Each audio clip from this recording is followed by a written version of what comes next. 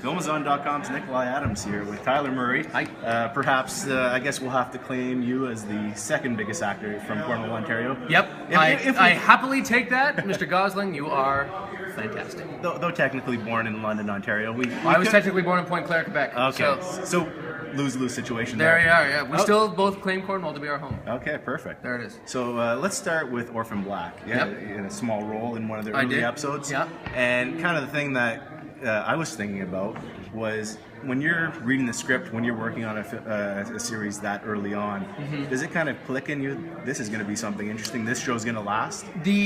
No, and I didn't get the entire script for that episode. I got that little chunk that I was in, episode 3, season 1, episode 3, small little.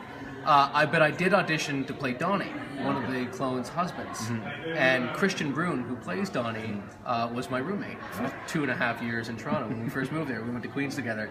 So I did see parts of that script, so I had a bit more of an understanding of what the show was about. And just hearing it through the grapevine of different actors who worked on it saying that it's going to be great, and Tatiana Maslany is phenomenal in it. And when I thankfully got to do a scene with Tatiana, and her binder was about that big, and it was color-coded and all the characters. And I was like, what's going on? They're like, well, she's like, 7 different characters. I think at that time she was only 3 or 4. Yeah. But still.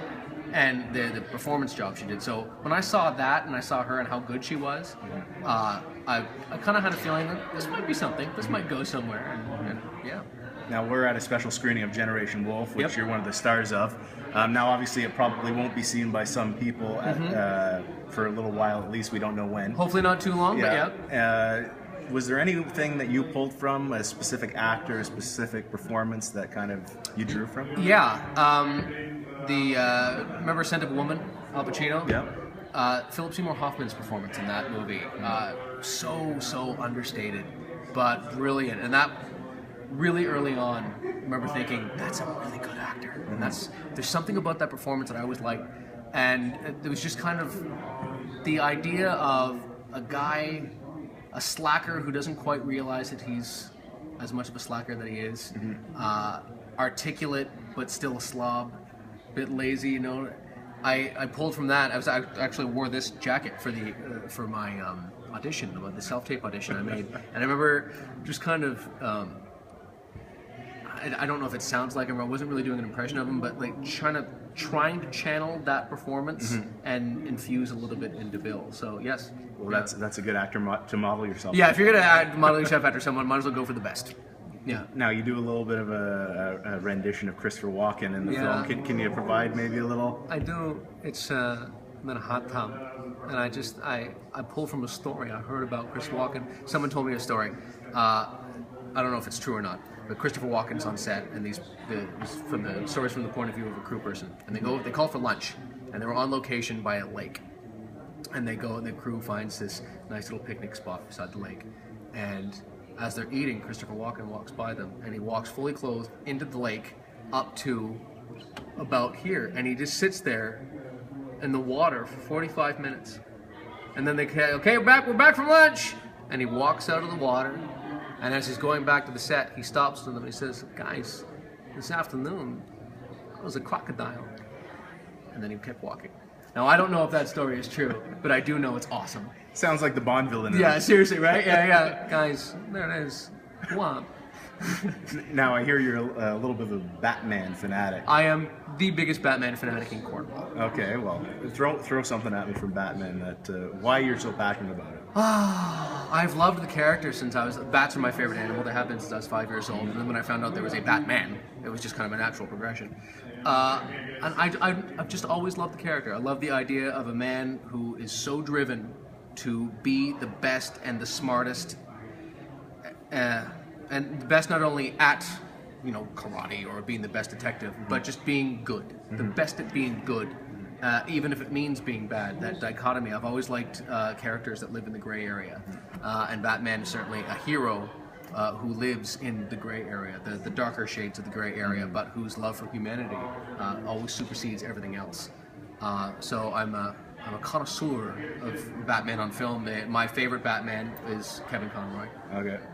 But I think Batfleck is amazing, and anybody who doubts Batfleck, don't do that. I love Christian Bale. I love Christian Bale's Bruce Wayne was probably my favorite Bruce Wayne. Especially, you know, he drops the British accent and he just kind of gets into it. Alfred, what would you have me do, Alfred? With the voice. Yeah. I'm not sure where it goes. And I do have a theory of the voice. Do we have time for my theory? Yeah, You can sure. cut this down if you want. But if you watch Batman Begins, he doesn't talk a lot. No. You know, where are the other jokes? Swear to me! It's awesome, right? Yeah. But then the second one, they start giving him monologues. Yeah. Rachel, I don't know if I can go. And like, he can't breathe, he can't talk, but he's got the voice set. Yeah. So it's kind of like, I've committed, I'm all in, I'm putting all my chips in here.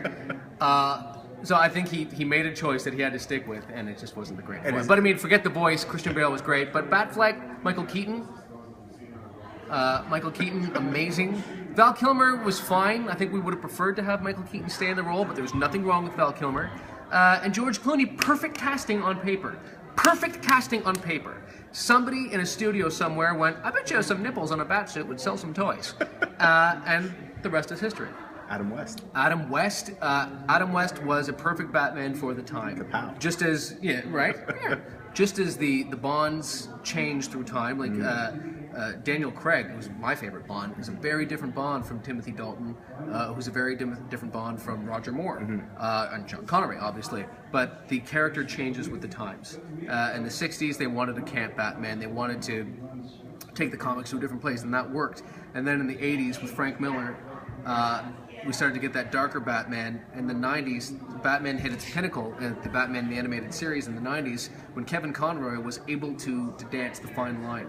His Bruce Wayne still had one foot firmly lodged in the dark, that tortured soul, but he was still able to appreciate the beauty of life that I don't think a lot of our Batman on film are able to do. They're very dark, they're very brooding. DC Comics right now is getting a lot of flack for how dark. Too dark, they're saying. Saying too dark, and Ben Affleck, who seems to be, I've never met the man, maybe Ryan Gosling could introduce us. Yeah. But Ben Affleck seems to have a caring for the character, a love for the character, that I think he's going to take it in the right direction. And we already saw that with the footage that they've released for Justice League. His scene with Flash, I think, is going to be, just shows us that he's willing to listen to the audience. He's going to give us his Batman, but he is going to take the feedback from the audience. Now, you mentioned Sean Connery. I've got some sort of bizarre theory that Tom Hardy was just doing a Sean Connery impersonation in The Dark Knight Rises. He says that he was doing an impression of a boxer. I forget the name of the boxer. Who was played by Sean Connery? I don't know. I think, okay, think of Bane. Right now you've got Sean Connery, who's very much Batman. Yeah, I'll fuck you up or whatever. But then you've got this voice. It's as if Sean Connery was doing a Christopher Walken impression. That's what he was doing. It was Sean Connery doing Christopher Walken. Guys, where are the buttons? I don't know. That's perfect. There you are. So now I'm going to end with my favorite question. Okay. What's your favorite film and why? I'm sure you get this a lot. That's probably an expansive question. It is. So narrow it down to one or two for me. One can appreciate The Godfather. Scent of a Woman, which I talked about before, because that was one of the first times I really looked at a performance and appreciated not just Al Pacino's, but I'm a sucker for great performances. I'm not going to say into the Batman movies. Okay. You could have gone there. I could have gone there. I would have been willing to I'm not going to go. You know what? I think I'm going to go ahead and say Shawshank Redemption. Okay. As far as I'm sure I could probably find some amazing, something more artistic, but that movie, I don't know. My son could be, coming down with the chicken pox, and I'd be like, buddy, come on, we got to turn this. Just how bad is it? Just hold on. This is the part where they're gonna find the rock in the poster. Just calm on me. It's not Rita Hayworth anymore. Yeah, totally. Yeah. It's not Rita Hayworth. I love that movie. So I'm gonna go ahead and say Shawshank. Okay, perfect. Yeah. Well, thank you so much for this. Thank you. Good luck with the film and Cheers. good luck with your future. Thank you very much.